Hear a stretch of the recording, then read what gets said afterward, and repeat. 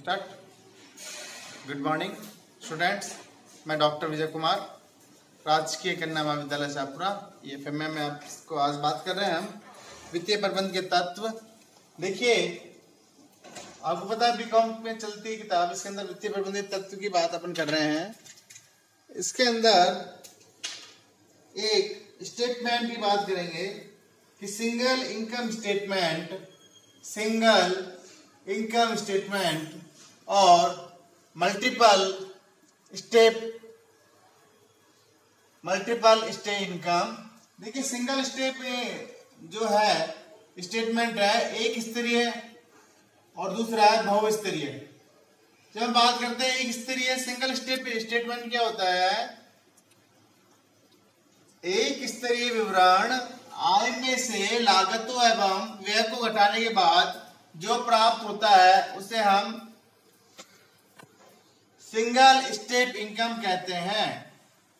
Single step income या single step statement. दूसरा होता है मल्टीपल स्टेप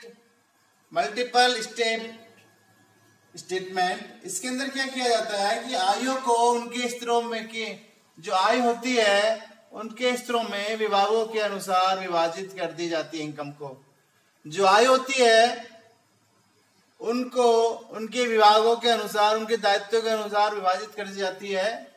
अब बात करते हैं कि एज यूजुअल मैं आपसे हमेशा क्वेश्चन इस साइड में लिखता हूं और उसके सॉल्यूशन इस साइड में लिखे जाते हैं। देखिए, इसके अंदर पहला लिखा है सेल्स। ध्यान दीजिए, सेल्स 36,000 रुपए है। सेल्स रिटर्न 1,000 रुपए है। ओपनिंग स्टॉक 2,500 रुपए है। देखिए, सेल्स और सेल्स में से अगर माइनस कर दी जाती है, सेल्स में से SR यानी सेल्स रिटर्न माइनस कर दी जाती है तो उसके बाद नेट सेल मिलती है हमको। नेट सेल निकालने के लिए SR को आप माइनस कर देंगे, इसको हम बोलते हैं सेल्स रिटर्न। ठीक है। परचेजेज है इसके अंदर 18,000 रुपए के। क्लोजिंग स्टॉक है 1,500 रुपए का। एडमिनिस्ट्रेशन एंड जनरल एक्सपेंडिचर्स 1,000 रुपए का।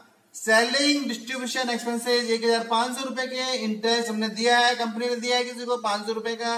नॉन ऑपरेटिंग इनकम, ये हमें नॉन ऑपरेटिंग इनकम के रूप में 1,000 रुपए प्राप्त हुए, ये हमारी इनकम है। और डिविडेंड जो हम किसको देते हैं? अपने शेयर होल्डर्स को देते हैं, डिविडेंड 2,500 रुपए का। तो क्वेश्चन ये था कि आप एक स्तरीय विवरण बनाइए और बहुस्तरीय विवरण बनाइए। मैंने किस साइड में क्या किया है, इसमें लिखा है सिंगल स्टेट इनकम स्टेटमेंट।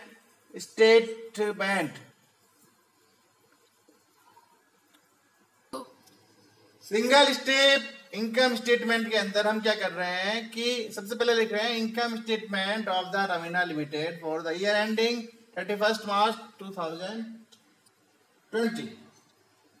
सबसे पहले कॉलम आएगा रेवेन्यू का। ए कॉलम रेवेन्यू का, B column cost and expenditure का, और सी कॉलम की जब बात करते हैं तो टोटल कॉस्ट आपके पास आ जाती है यहाँ पर, तो नेट इनकम का। और डी कॉलम मान लीजिए आपका रिटेन अर्निंग का, कितने रुपए आपने मिले हैं। तो देखिए, सबसे पहले लिखा है मैंने सेल्स, यहाँ पे कितने 1,000 रुपए 36,000, इसको मैंने माइनस कर दिया ऑटोमेटिक, यानी कि 35,000 लिखे हैं वो 36 माइनस 1 SR के रूप में, तो 35,000 आपको सेल्स आपको नजर आ रही है। सेल्स के बाद हम देखते हैं कि हमारे पास कोई इनकम आई क्या, रेवेन्यू आया क्या? यस, हम जाके देखते हैं हमारे पास रेवेन्यू आता है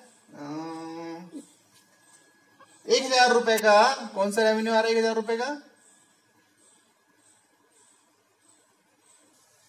तो नॉन ऑपरेटिंग इनकम जो है वो 1,000 रुपए हमारे लिए यहाँ अदर्स रेवेन्यू के रूप में मिली हुई है, हमने इसको जोड़ दिया। इन दोनों को जोड़ने के बाद 33,000 हमारे सामने आ गया। ये क्या हो गया हमारे पास? Total revenue. बात करते हैं कॉस्ट एंड एक्सपेंडिचर्स की। कॉस्ट एंड एक्सपेंडिचर क्या करते हैं? कॉस्ट ऑफ सेल्स निकालते समय हम क्या करेंगे? कॉस्ट एंड सेल्स निकालते समय हम करते हैं ओपनिंग स्टॉक प्लस परचेज और माइनस क्लोजिंग स्टॉक। मीन्स क्या हुआ? Opening stock plus purchase minus closing stock बराबर 19,000 रुपए आपका क्या हो गया? कॉस्ट ऑफ सेल, जो हमने विक्रय मूल्य किया है उसकी लागत क्या होती है। इसके अंदर मैं एडमिनिस्ट्रेटिव एक्सपेंडिचर जोड़ देता हूँ, ये रहे आपके सामने 1000 रुपए एडमिनिस्ट्रेटिव एक्सपेंसेस के, यहाँ मैंने जोड़ दिए हैं। सेलिंग एंड डिस्ट्रीब्यूशन एक्सपेंडिचर जोड़ दिए 1500 रुपए, 1500 जोड़ दिए हैं। और इंटरेस्ट जो हमने दिया है वो भी हमारा खर्चा है, उसको भी हमने जोड़ दिया है। तो कुल मिला के जो खर्चा हो रहा है मेरे सामने यहाँ 22,000 रुपए खर्चा हो गया है। तो इसे हम बोलते हैं टोटल कॉस्ट एक्सपेंडिचर, कुल लागत व्यय। अब आप देखिए आपके पास सेल्स में से अगर मैंने कॉस्ट घटा दी, अगर ए में से मैंने जो कॉस्ट है टोटल माइनस बी कर दिया, तो मेरे सामने निकल के आ रहा है टोटल कॉस्ट, नेट इनकम। अगर नेट इनकम में से मैं डिविडेंड जो मैं देना चाह रहा हूं अपने शेयर होल्डर्स को, डिविडेंड को लेस कर दिया, तो मेरे पास क्या आ जाएगी, रिटेन अर्निंग्स। ये मेरे सिंगल स्टेप मेथड का रिटेन अर्निंग्स है, जिसके अंदर मैंने सिंगल स्टेप के माध्यम से इनकम स्टेटमेंट बनाने का प्रयास किया। अब बात करते हैं मल्टीपल स्टेप इनकम स्टेटमेंट। वही income statement of the Raveena limited for the year ending 31 मार्च 2015 या 2020, जो भी विच एवर आएगा आपके सामने वो आप लिख दीजिएगा। वो सेल्स रेवेन्यू आपके सामने मैंने पहले दिखा दिया था, तो 36,000 रुपए का सेल्स रेवेन्यू है।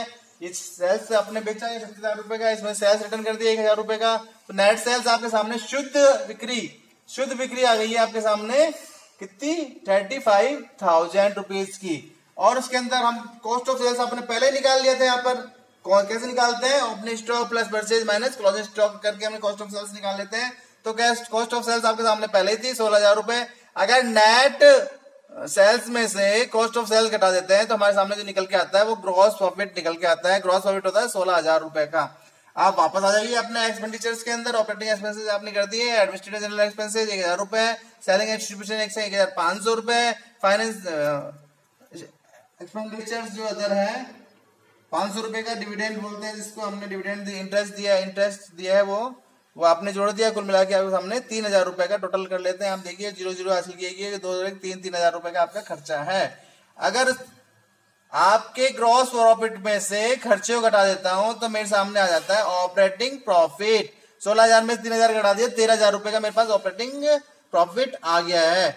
अब मैं क्या कर रहा हूं कि मैंने क्या किया, नॉन ऑपरेटिंग इनकम कोई है तो उसको मैंने जोड़ दिया। तो जो ग्रॉस ये ऑपरेटिंग प्रॉफिट है उसके अंदर से नॉन ऑपरेटिंग इनकम जो खर्च इस तरह की जो मेरे व्यय का हिस्सा नहीं है लेकिन मुझे आय प्राप्त हो रही है, यहाँ पे देखिए नॉन ऑपरेटिंग इनकम है 1,000 रुपए की, 1,000 रुपए को मैंने जोड़ दिया तो यहाँ पर निकल के आ गया मेरे पास नेट प्रॉफिट। शुद्ध लाभ है 14,000 रुपए का। अगर शुद्ध लाभ में से मैं इनकम टैक्स घटा देता हूं, शुद्ध लाभ में से अगर मैं इनकम टैक्स घटा देता हूं तो मेरे पास आ जाएगा नेट प्रॉफिट। यहां पर मैं देखता हूं तो इनकम टैक्स कुछ भी नहीं है, इसलिए मैंने इसको डॉट डॉट करके लिख दिया है। उसके बाद आपके पास लिख गया net profit after tax. Net profit after tax कितना, 14,000 रुपए। अब उसमें से मैं डिविडेंड दे रहा हूं उसको मैंने माइनस कर दिया तो मेरे सामने क्या आ गया, रिटर्न इनकम में रिटर्न अर्निंग है 11,500 रुपए। 11,500 रुपए मेरे पास क्या है, रिटर्न अर्निंग है। आप सिंगल स्टेप मेथड से बनाओ या बहु स्टेप मेथड से, मल्टीपल स्टेप मेथड से बनाइए आप स्टेटमेंट, वित्तीय विवरणों में आपको सेम चीज मिलेगी, सेम आपके रिटर्न अर्निंग्स आएंगे। तो आज के लिए ही इतना काफी। Thank you very much. मैं डॉक्टर विजय कुमार।